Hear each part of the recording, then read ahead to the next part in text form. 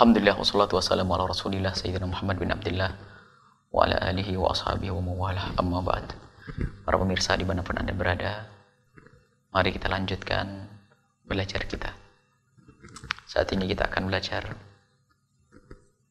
atau kita akan beritahu kepada para wanita-wanita apa yang hendaknya mereka lakukan kepada suami mereka untuk menyempurnakan cinta yang ada, untuk menyempurnakan kebahagiaan yang pernah ada, untuk menyuburkan cinta yang sudah ada.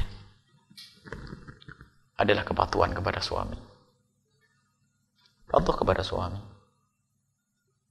dan berusaha untuk setiap saat bisa melayani suami, menyenangkan suami.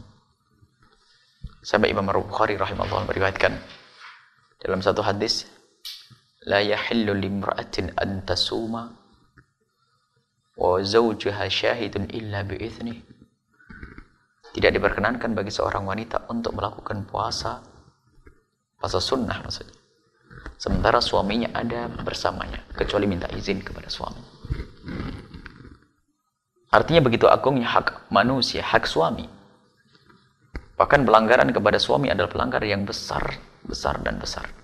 Allah akan murka kepada seorang istri yang durhaka kepada suami. Dan perintah ini justru untuk menyempurnakan keindahan, bukan diskriminasi, bukan melecehkan wanita, bukan merendahkan wanita. Sebab pemimpin adalah seorang laki-laki yang wajib memberi nafkah, mengatur. Dan kalau tidak, yang diatur tidak punya prinsip kepatuhan, apa yang bisa diatur nanti? Dan nanti ada kewajiban bagi seorang suami, bagaimana mereka berkasih sayang, berlemah lembut, mengayomi, dan seterusnya. Ini kewajiban suami. Tapi sebagai seorang istri adalah kepatuhan. Sampai digambarkan oleh Nabi SAW. Ada wanita bertanya kepada Rasulullah, apa yang harus dilakukan seorang istri kepada suaminya? Nabi menjawab, kalau seandainya wanita tersebut berada di atas kendaraannya, lalu suaminya menginginkan, yang wajib turun. Kalau ada seorang laki dia membuat suaminya murka semalam, suaminya menginginkan keindahan, kemesraan dengannya, tatonya dia ogah-ogahan tanpa uzur, bukan karena sakit dan yang lainnya, tidak ada uzur, hanya karena ogah-ogahan, maka semalam itu akan dikutuk. Mana dikutuk, sebagian wanita merasa tersinggung. Loh, kok enak banget main kutuk-kutuk?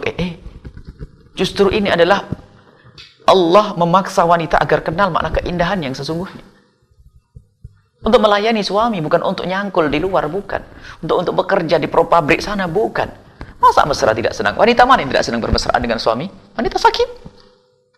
Nabi berbicara bukan kerjaan, bukan suami menyuruh untuk mencangkul di tengah sawah. Bukan untuk naik gunung, bukan. Itu perintah dari Rasulullah bahwasanya jika ada seorang wanita, suaminya menginginkannya, hendaknya dia layani. Maknanya apa? Kemesraan itu harus didahulukan. Lihat, ini keindahan yang diajarkan oleh Islam. Ada sebagian orang karena kebodohannya mengatakan, lah ini Islam kok merendahkan wanita banget untuk pelayan seks. Ketahuilah, ini adalah untuk keindahan, bukan urusan seks saja, bukan. Kemesraan, keindahan. Hanya wanita unik saja di saat diajak mesra nggak mau, nggak tahu apa yang ada di otaknya. Apa yang ada di otaknya wanita tersebut? Lihat. Dengan hadis semacam ini merasa tidak nyaman karena apa? Kok serendah itu? Kalau memang Anda lagi faham makna cinta, hai orang yang senang cinta, atau mengerti makna cinta, faham makna cinta. Bagaimana makna cinta? Paling indahnya adalah di saat bisa bersentuhan tangan, berbincang, sampai melakukan hubungan yang sangat pribadi dengan penuh cinta. Lah diajak urusan begitu kok mengatakan ini adalah kalimat, ini adalah diskriminasi dan sebagainya. Apa yang ada di benak wanita tersebut? Lihat. Bukan perendahan, bukan untuk bekerja wanita, akan tapi saat itu adalah untuk melayani seorang suami. Lihat, melayani untuk bermesraan dan indah dan indah dan indah. Kecuali wanita tersebut ada uzur, sakit dan seterusnya, ada perkenan dalam Islam.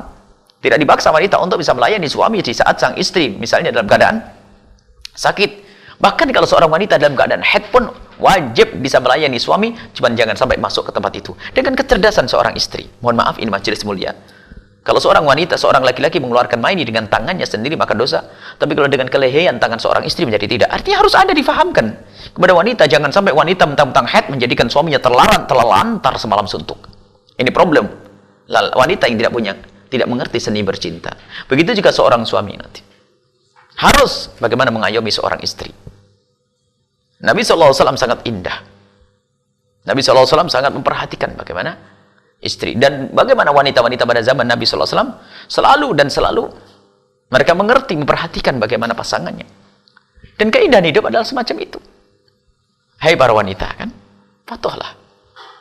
Bahkan seorang wanita kalau pergi, lanjutan hadis adalah, kalau ada seorang wanita itu mau pergi jauh, hendaknya izin. Izin itu bukan mengekang. Hanya orang bodoh yang merasa di saat harus minta izin dikekang.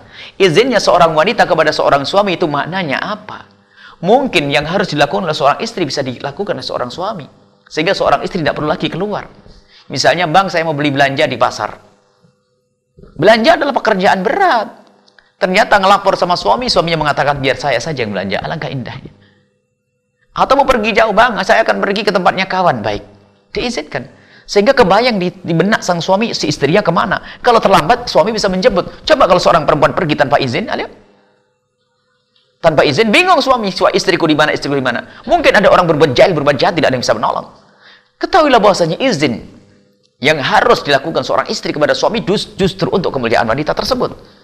Jangan salah paham, hai wanita. Siapa sih wanita yang tidak senang ditemani oleh sang suami? Pergi ke pasar diantarkan, jemput, Allah. Tapi sebagian wanita yang telah tercemar dengan cara berpikir yang orang barat, orang kafir, kaum liberalis, sehingga mengatakan bahwasanya ini Islam kok merendahkan betul kepada wanita. Wah, sudah harus dibungkus, keluar harus pakai izin, apa-apa kayak orang di penjara saja. Dengan kekasihnya dianggap penjara. Kemana-mana aja harus dikawal, kayak dicurigai terus. Yang mengawalmu adalah suamimu yang mencintaimu. Ini ada kebodohan manusia yang tidak mengerti makna keindahan. Suami mengawalmu adalah yang mencintaimu, yang tidak rela jika engkau terlukai, tersakiti, dan seterusnya. Baik, indah. Maka wahai para wanita, patuhlah kepada syariat Nabi sallallahu alaihi wasallam. Kepatuhanmu kepada suamimu adalah kepatuhan kepada Allah Subhanahu wa taala. Wallahu a'lam bishawab. Assalamualaikum warahmatullahi wabarakatuh.